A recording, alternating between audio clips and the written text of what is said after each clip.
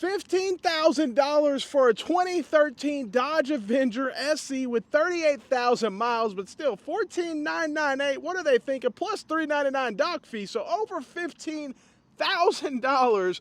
Look at those interest rates too in the payments. We're here at CarMax, and a lot of you have probably seen this Dodge Avenger already. Literally, it's been sitting here for almost over a month now. It's still sitting, and they're still asking the same $15,000 for it, and it's not gonna sell because who is gonna spend that much money on a Dodge Avenger? It's gonna be someone coming in here just wanting to be in that payment range. That's why CarMax is having to keep older vehicles on the lot, especially 2013s, 2012s, some 2010s, because they have no option. They have to get it. If they want someone in that payment range, $200-300, that's the only option because how inflated these prices are. I mean, completely insane. $17,000, 37,000 miles. Chevy Malibu LS, so a base model here, and look at that. Payments go up to, and this is for 72 months, guys. 72 months at 22.95%, $437 times 72 for a Chevy Malibu. Man, and it's unfortunate because this is who CarMax thrives on. They make so much more money selling that vehicle. If someone buys this vehicle, gets CarMax financing because they have their own financing, which is basically a huge buy here, pay here.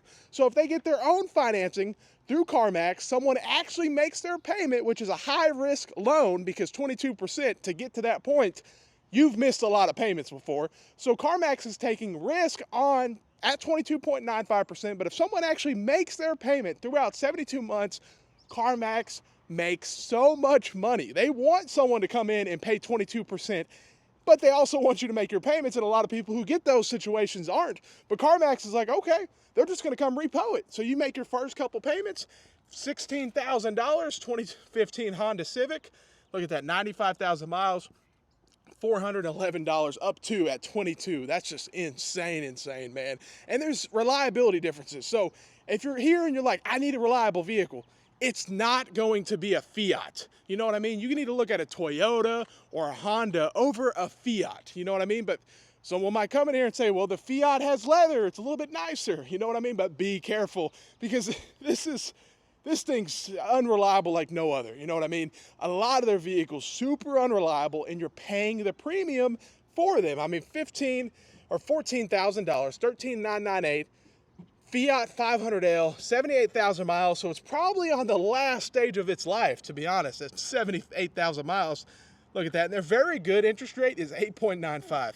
I don't think that's too good, but right now, rates are still pretty crazy, but man, be careful, be careful. If you're looking for reliability and you're stuck in a situation, this is not it. You know what I mean? This is definitely not it. But crazy, the lot's completely full, and a lot of the vehicles they have, they've been sitting. You know, we've been making the videos. I mean, well, let's go see. I think these Chevy Sparks down here, they can't sell them. They're way above market. And the thing about CarMax is there's no negotiating. The price you see is the price you pay, which people love it. A lot of people would rather come here. I'm surprised how many people would rather come here than deal with the normal dealership just because of how bad dealerships screw them over. They're like, I'll pay a premium and just not have to deal with the finance department and all this stuff. But you will pay a premium. That's the problem. It might be easier. You might be able to get out of here in a couple hours without having, it's just different. They don't have a finance department, but they still make a lot of money off of you.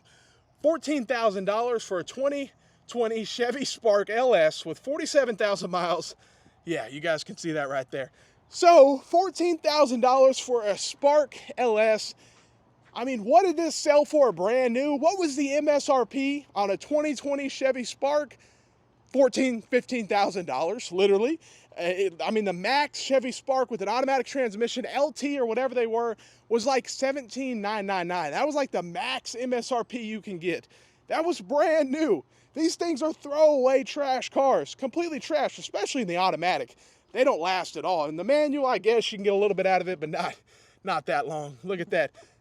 14.5, 2020 LS, 41,000 miles, automatic transmission.